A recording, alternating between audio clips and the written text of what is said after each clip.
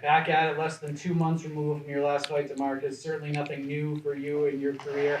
After only fighting once last year due to everything going on in the world, like how great is it for you to get right back on the horse after the fight in April? Ah man, it's like I said, it's truly a blessing to be able to, what I'm saying, to come here and fight, like you said, about 2 months ago and be healthy enough to compete again, what I'm saying, so soon. It's truly a blessing and it's feel good to be back here. Along the way, and it's crazy to think about it in like 5 6 weeks. A lot of your teammates have had big fights over the last couple of months, Yep. and now it's your turn to do the damn thing.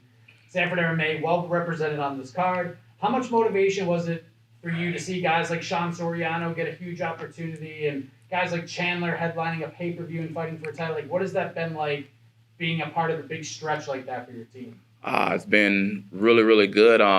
It's good in the sense that we always have people with fights coming up. So it's always, anytime you come in the gym, you finna get good work in. So even if you don't have a fight coming up, a lot of guys in the gym have fights coming up. So you always training as if you have a fight coming up. So it's just been real good to be around those guys and see how sharp those guys are when it's time for them to fight and take that in.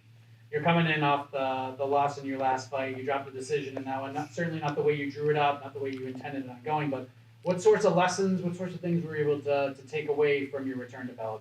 I just got to control what I control and just hopefully next time I go out there, work for different, don't spend so much time on the bottom. That's the biggest thing I can take away from that last fight. Don't spend so much time on the bottom like I did. And other than that, I should be fine.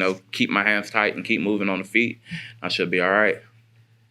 How is sort of your thing with Bellator structure? Like, you got brought right back, less than 2 months. It's back-to-back fights. Are you like a one fight at a time kind of a thing, or are you on like a multi-fight deal with Bellator? Oh no, I have a 4-fight contract with Bellator, so this will be my second fight on the contract with them. Oh, there you go. So hopefully I can knock the rest of the 2 out by the end of this year. That's the plan.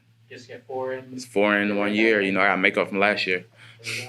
And now you get Mark Lemminger, he's looking to snap a little bit of a skin in his own right.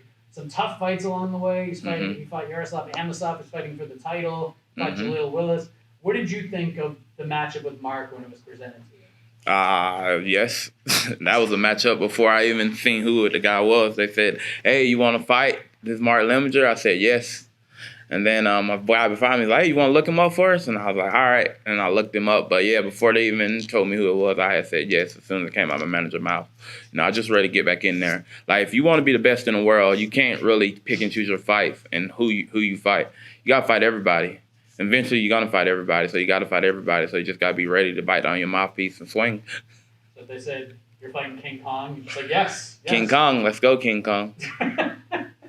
Having a guy like Greg Jones around, along with some of the other great coaches over there, it doesn't hurt to be able to tap into that ahead of fighting a guy like Mark, right? Yeah. Wrestler. He's wrestler. Do you not know at all? I get conflicting reports. Some people say wrestler. Then I watch him fight.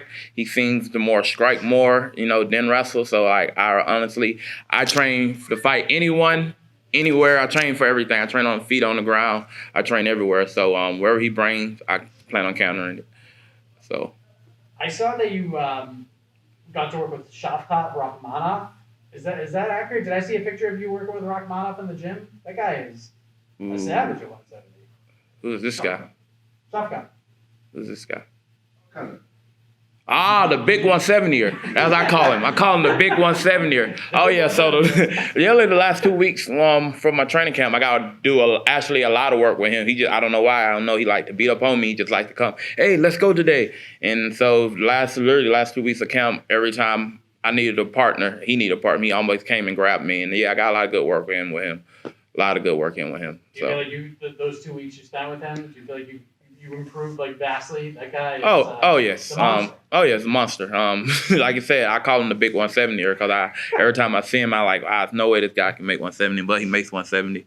So yeah, I would say that actually he's a little bit like the same hype as the guy I'm fighting. So that was, now that I think about it, that was some good work I got in with him the last couple of weeks of camp going to this fight. So I see how that can translate over.